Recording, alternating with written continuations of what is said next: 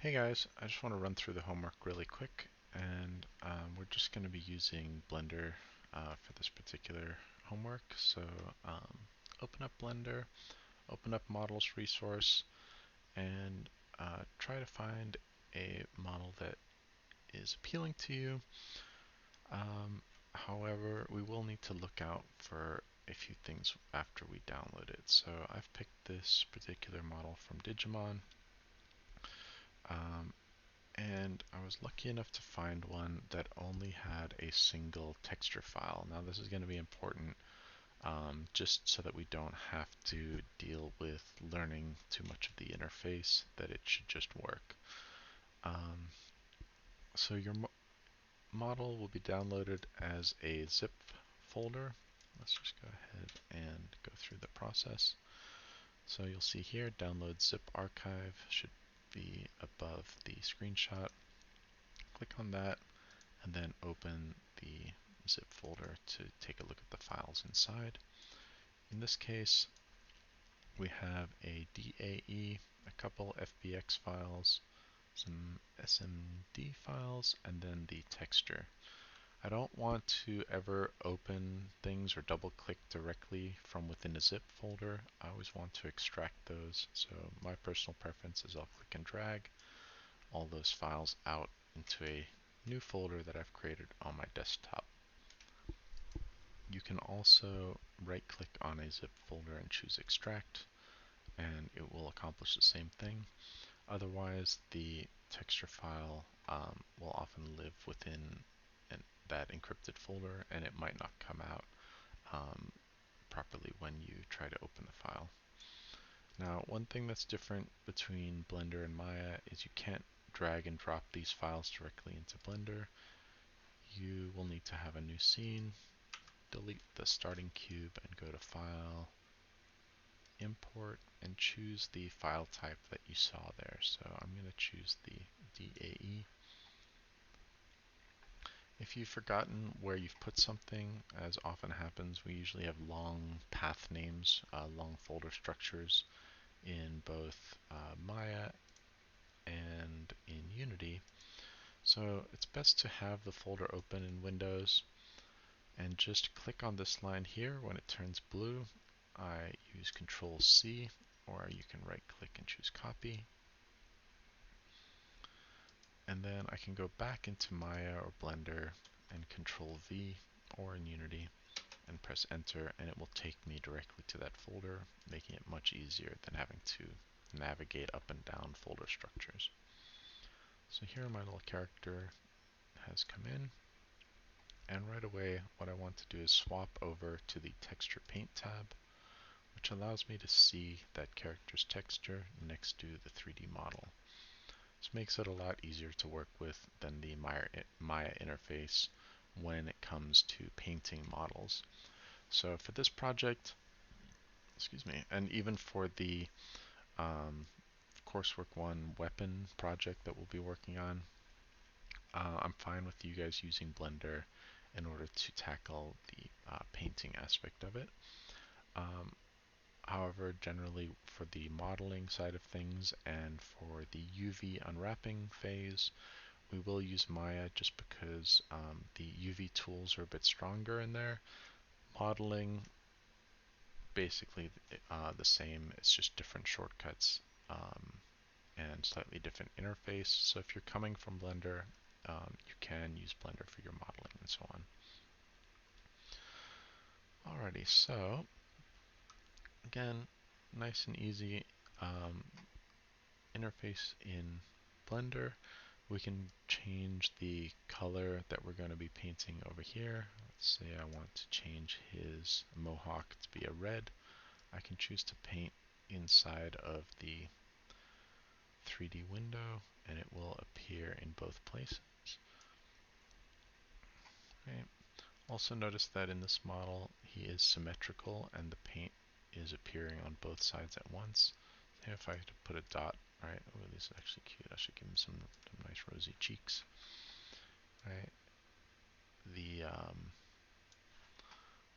paint effects will happen on both sides simultaneously. Let's see, get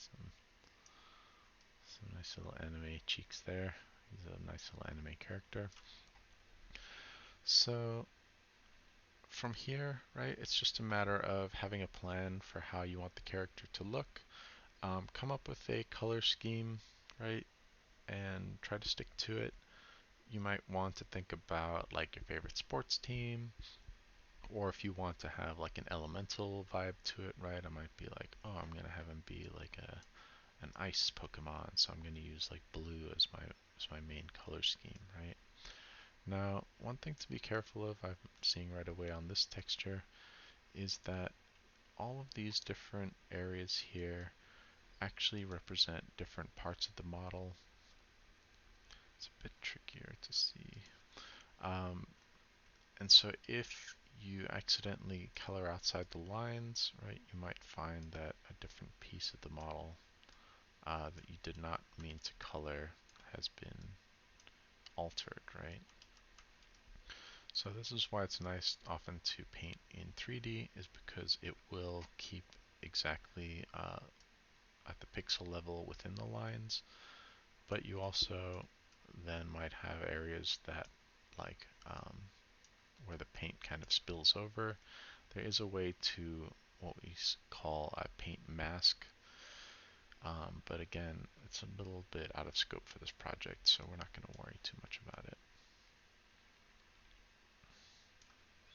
So let's say I like this kind of ice idea that I'm going for. Maybe I'm going to start to add extra layers of paint onto this to just make it a little more interesting, right? Maybe we'll go for like a wave in the ocean kind of pattern with like frothy white bubbles at the top of the wave, right? Don't judge your work before you've gotten a little ways into it though, right? Like we don't necessarily have a lot of work here, so we just want to like stay in the creative phase for the first couple minutes, right? Or the first while we're getting used to the tools. You don't want to start like judging your work right as soon as you start, because you know, if I start to like put on my judgment cap right now, I'm gonna be like, oh, I really like messed up these lines, and like it looks so blobby, and I'm doing it wrong, and I'm never gonna be good, right? You don't want to start second guessing yourself at these early stages. You just want to stay in that kind of like blank head experimental mindset where you're just kind of clicking around and testing things out and not like judging yourself or your skills, um,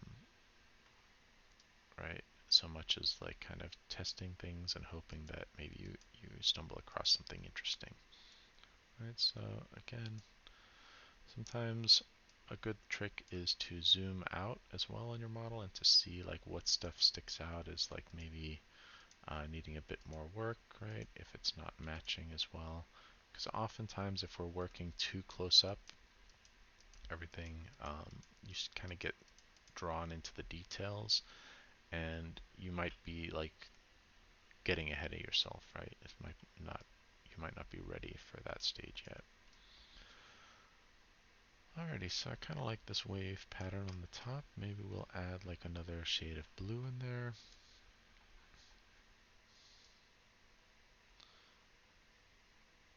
Let's get something a little darker.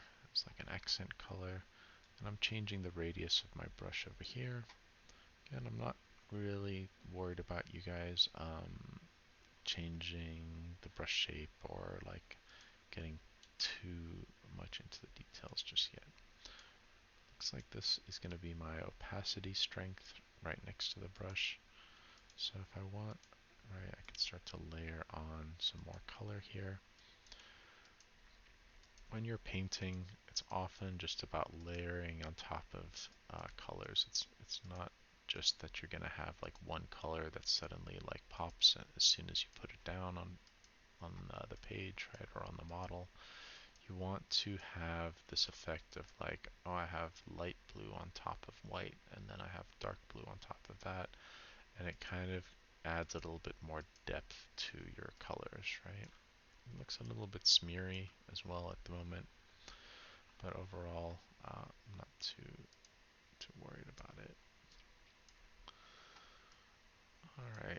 So one thing that often holds us back, I guess, if you struggle with painting or with colors, is getting colors to match nicely.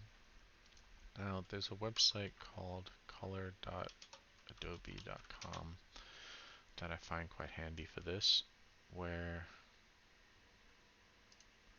let's get rid of all of this junk, close that, where it will actually suggest colors to you. And I recommend using complementary colors for this particular effect. So if I say, oh, well, I've got a lot of blues on my model, maybe I want something complementary. It looks like it is suggesting some yellow colors for a complementary color. So that wouldn't be my first choice, but sometimes we have to kind of trust the color wheel. So let's pick a yellow color here, and maybe we'll change the color of these stripes here to be yellow. Oh, I gotta increase my brush strength, and then get to a nice angle. Remember, I'm using Alt and left click to rotate around my model, Alt and middle click to pan back and forth. If your shortcuts are different and you still have the default Blender shortcuts, you might have to go to Edit, Preferences, and then to Key Map, change it from Blender to industry compatible.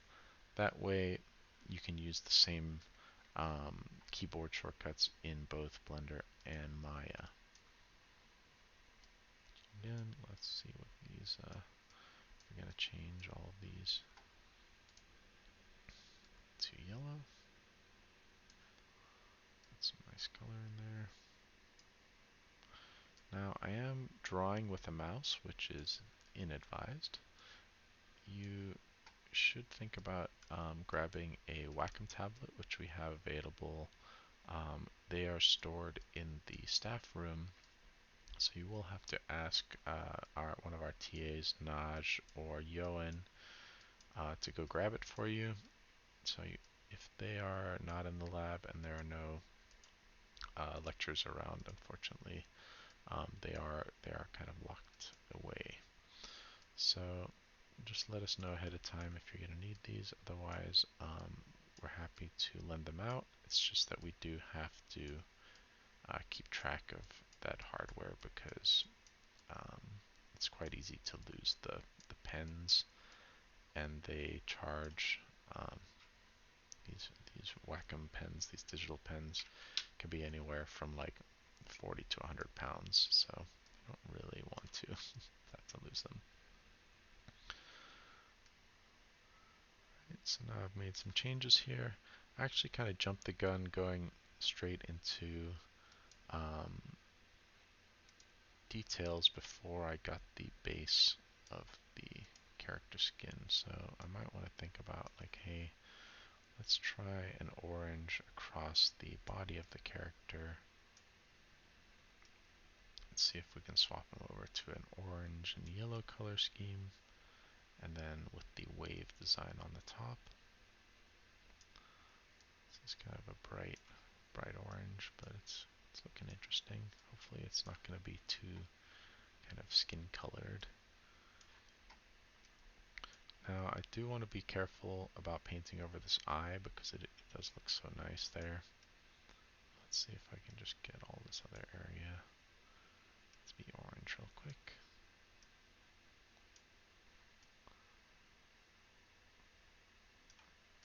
And I can always swap back and forth between 2D and 3D.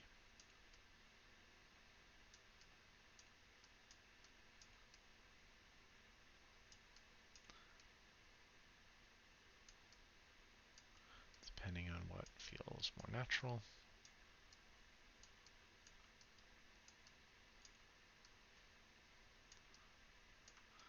So you might start to get some discomfort, you could say, like a bit of seasickness, air sickness, when you're flying around a model from all different angles like this. Um, that's something that we're just going to increase your tolerance for over time, and eventually that will go away.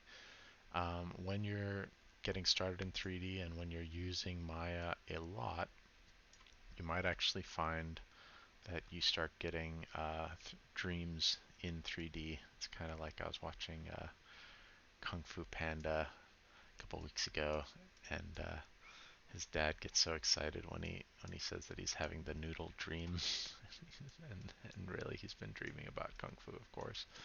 But you will sometimes find yourself floating out in the grid of 3D space in your dreams.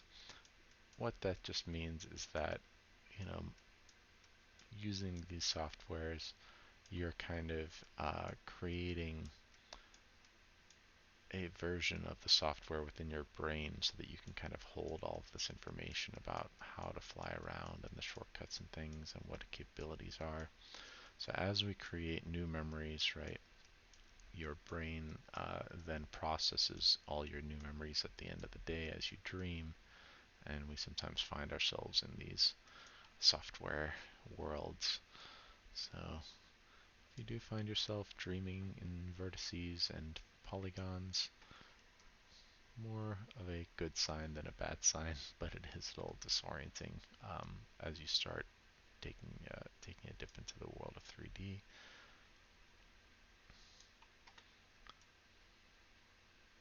So now I'm more relaxed, right? Now that I've got kind of the basics done, and I've gotten used to swinging around the character in the interface, right? I'm less judgy about my own work, and I can start to focus on like, okay, artistically, like what do I want to accomplish with this model, or what kinds of things would be fun to add. So it's looking really cute. I think let's add those cheek splotches back. I don't know. I've been playing a bit of Digimon and Tamagotchi over the break, so maybe it's. Oh, speaking of which, Tamagotchi is just taking a poop. There's my Tamagotchi at the moment. Fun little toy. I got that one because it does allow you to modify it and add things into the game. So we're going to go for a cutesy version of this character.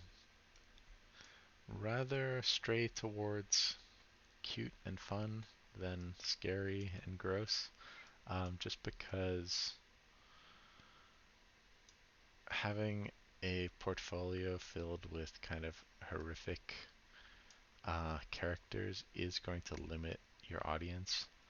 And some companies will kind of ignore portfolios that just have horror vibes all the way through, right? So when you are, especially when you're getting started out, you want to have a broad range of art styles that you can cover and not kind of pigeonhole yourself into a single art style, right? Because then people will assume like, hey, maybe this person can't do anything except if they are terrible, like horrific characters. Yeah. So here you can see the symmetry in effect.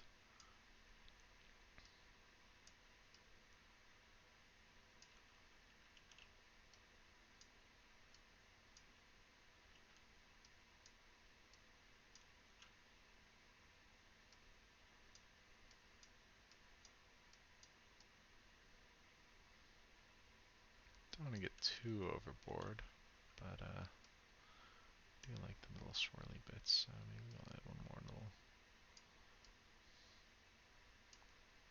bit of swirls along him. Oh, we can also add rings around the tail, that would be fun. Right, and again, watching the symmetry in action.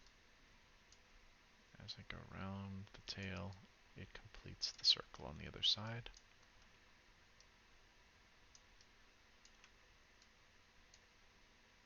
Alright, that's looking pretty fun. Happy with that. So let's see what we need to do next. I could still go and paint his claws and things, but For now, I think this is pretty much just the level that I want you guys to get to, right? Especially if there are some trickier bits, say like the eyeballs. I could go ahead and try out maybe some blue eyes. Let's see. It does become a little bit difficult to paint in these detail areas though, so let's see if it changes eye color, or if it's going to be a little bit too tight.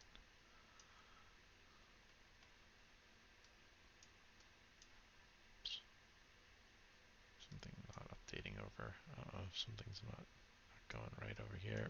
I did something. Oh, okay, the blue eyes looks kind of nice. So that's going to be my character. The only thing you need to do now is take a screenshot. So in Windows, I like to use the snipping tool. If you want to find it, you can click on the Start menu, type in snip, and then click on the icon. Then just click on New. Draw a box around your character like so. Go to Edit Copy, and then we can paste them directly into Discord. So in the Discord channel, well done Ben on yours. From the snipping tool, again, copy. I can just click in the 3D modeling channel and do Control V, and it will paste that screenshot of my character. Um, I won't ask everyone to do the before and after. I think some of you guys remember to do it, but if you got past that stage and you forgot to do the before screenshot, right? Either maybe you could go over to the original website and grab that screenshot. Otherwise, don't worry too much about it unless it's a really obscure character that we've never seen before. Something like that might be a good case to put it in. But yeah, that's all I want you guys to do really for this project is to have the screenshot. If you want to save your progress, there is a way to save these textures out. And I cannot remember at the moment. Where is it? Fake user pin. Here we go. Image, save as, or save as copy. So up here in the top, save as a copy. Here's the file name, and I can just change this to my own file name. Save as, and it should just pop that new texture file into that folder. Right, so now I have two different versions of this character skin. And as we get deeper into Unity, we'll be able to do things like swap out the character material, right? So that we can, or just have multiple characters. Some might have the green skin, some might have the orange skin. Right, and the nice thing about that is, or having multiple skins on a single character model, right, is these files, about 50 KB. The character files, 200 KB. So it's slightly more efficient, right, if you stick to the exact same character model and just change the texture file on top of that. Oftentimes, though, with modern skins, especially, we look at stuff like, say, Overwatch is one that I've played quite a lot, where I've seen lots of skins. Usually, it's not just the color of the skin, right? Those are going to be like your basic skins, your loot boxes that are much cheaper. The more expensive stuff, they're actually going to go in there and change the model by actually modeling new pieces for it. Yeah.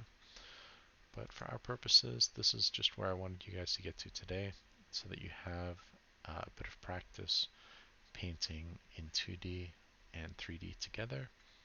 And I find that Blender makes this particularly easy. On the Maya side, it's been giving me some issues. I don't know if it's just because I have Maya 2022, and Maya has some harder harder problems to solve and more menus to dig through oftentimes.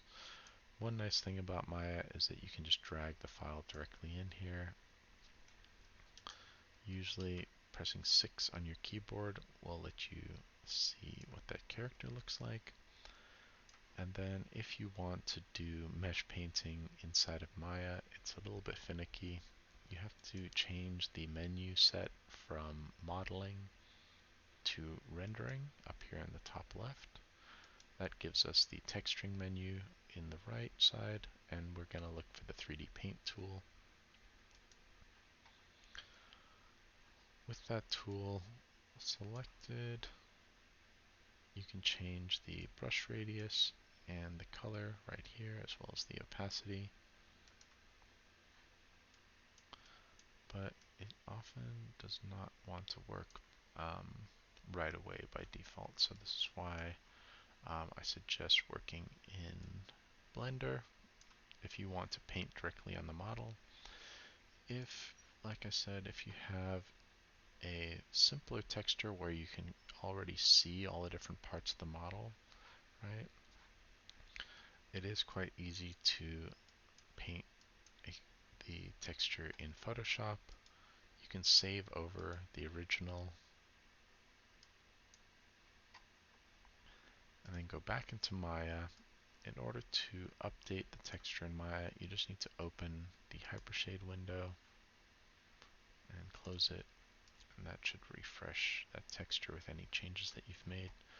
So back in the day, right, this is how we would edit textures, and we would do all of our texture painting outside of the app in Photoshop. Then as we make changes, right, we would save the file over here in Photoshop, come back to Maya, refresh it using the Hypershade, and then continue back in Photoshop. Bit tedious, and modern texturing programs like Substance Painter avoid this problem of app switching, right? Maya does have the ability to paint on the model now, but it's been causing some issues. You also have to make sure that your scene is saved, that your project is set before you can start to paint. Now, in this case, it is allowing me to paint after I've done those steps. So again, I just went to a file, save as, saved my scene, and now I'm able to come back in here and paint on him. I can also use the undo keys and things. Once you're done painting in Maya, for instance, it's really hard to get those controls going, right? You could also just take a quick screenshot inside of Maya using the snipping tool, like so. And if you want to save out your texture, you just go down here to where it says Save Textures. Oh, that was odd. And it is going to output that file in a directory down here. And again, this is one of the longer Maya directories. So to get to that file, you would have to go to your documents, Maya, projects, default. You should only really have one project so far. And then it is under source images, 3D paint textures, and then the name of your Maya file that you just saved. And here we can see the actual PNG texture file, right? So a few extra steps in Maya. I did find though that it was overall harder to get it to work. So I feel like Blender gives you a little more control, and being able to paint back and forth between 2D and 3D is going to make your life easier. So hopefully that helps out, guys. I will end the recording there. Please just post inside of 3D modeling or DM me if you have specific questions, and either describe your problem or send a screenshot, right? And we can try work through it. But generally, for this project, we don't want to get too bogged down in troubleshooting the app, right, or learning too much of the interface. I just want you to experience the artistic side. So if the model that you happen to download, right, is a more complex one and has lots of textures attached to it, right, or very large textures, or has lots of objects within it, I would suggest just starting over with a simpler model that only has a single texture file, right? This is going to make the process go a lot smoother. So hope you guys have fun with this one, and yeah, I'll see you soon.